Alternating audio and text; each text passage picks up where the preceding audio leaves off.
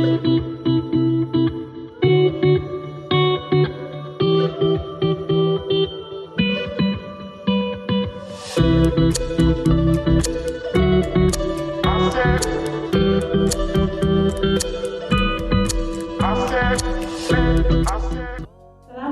warahmatullahi wabarakatuh.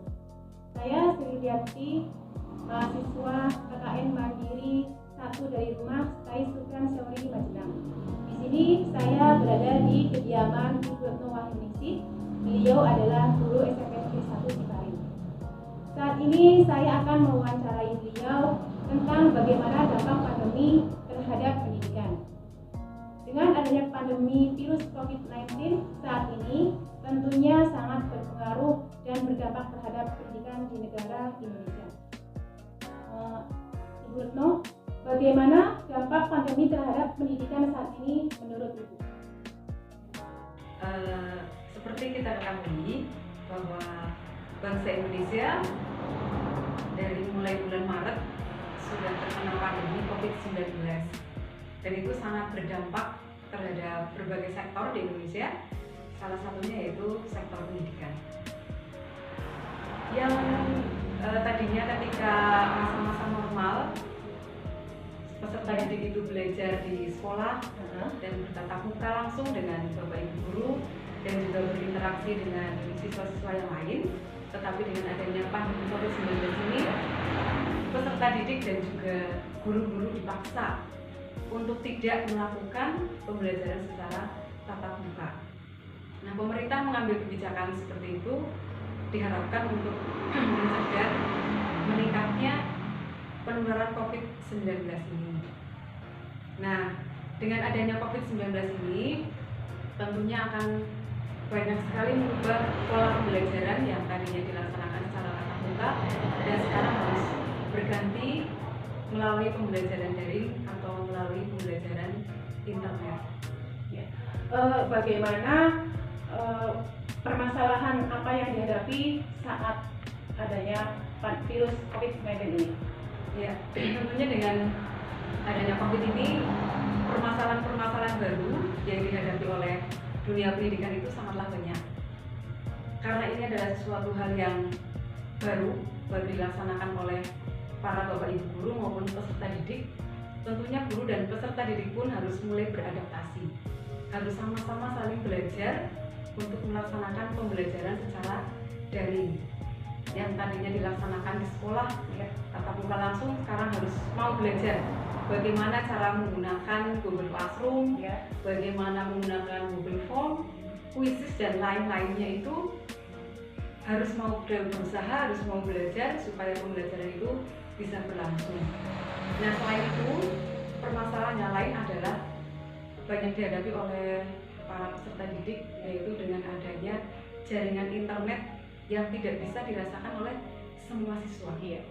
Ada beberapa daerah yang memang tidak dapat dijangkau ataupun sinyalnya di situ kurang bagus, sehingga pembelajaran yang dilakukan oleh peserta didik tersebut juga terganggu, sehingga mereka tidak bisa membaca materi yang diberikan ataupun mengirimkan tugas-tugas yang diberikan oleh bapak ibu guru.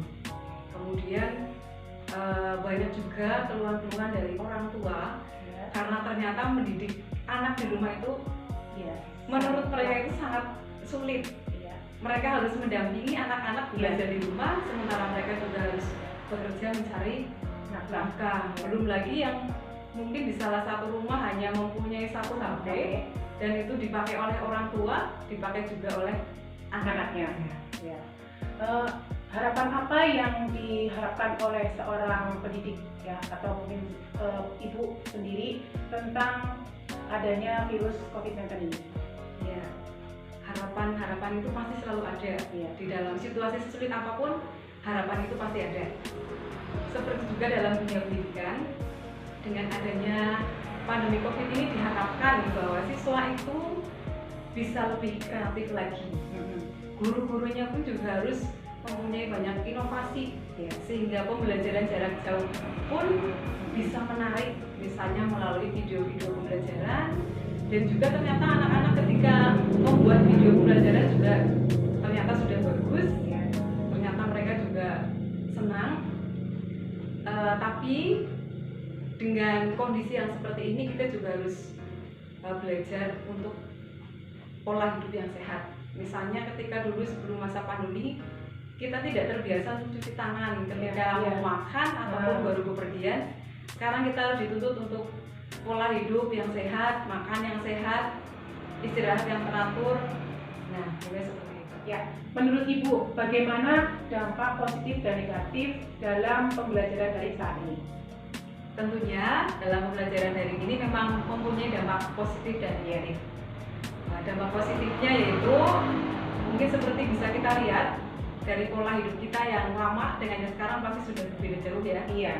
Kalau dulu mungkin kita tidak pernah peduli ketika kita baru keluar rumah, baru pulang ke rumah, itu kita tidak mencuci tangan, tetapi di sini kita dipaksa untuk belajar dengan pola hidup sehat. Ketika kita baru pergi, kita harus cuci tangan dulu. Ketika kita mau makan juga kita harus membersihkan tangan terlebih dahulu. Kemudian dampak positif yang lainnya adalah bagi para guru dan juga siswa-siswi sekarang ini harus lebih kreatif dan inovatif. Untuk guru harus inovatif dalam membuat media-media pembelajaran yang menarik sehingga tetap menyenangkan bagi siswa, dan bagi siswa pun mereka juga harus kreatif dalam mempelajari materi ataupun dalam hal tugas-tugas yang mereka dapatkan dari Bapak Ibu. Ya. Untuk selanjutnya dampak negatifnya Ibu? Ya, dari dampak positif tadi tentunya juga ada dampak-dampak negatif yang terdapat dalam pembelajaran daring ini. Yang pertama, akhirnya para siswa tadi yang dulu itu bisa terkontrol di sekolah, baik dari materi pembelajaran maupun dari tugas, sekarang guru kurang bisa mengontrol. Dan ketika mereka mengalami kesulitan ataupun belum bisa menerima materi pembelajaran karena akses wifi yang tidak ada ataupun akses internet yang tidak ada, itu sangat sulit. Mungkin dengan adanya jaringan kadang itu terkadang itu lewat kayak gitu. Jadi itu memang memberikan dampak negatif. Kemudian ketika anak-anak itu diberi HP, itu juga beresiko ternyata. Karena akses internet itu ketika mereka membuka HP Android, mereka bisa melihat apa saja yang ada di internet tersebut. Mungkin demikian Ibu. Terima kasih untuk waktunya Ibu. Mohon maaf apabila selama dalam wawancara ini terdapat kesalahan dan tutur kata maupun sikap yang kurang berkenan. Saya mohon maaf yang sebesar-besarnya.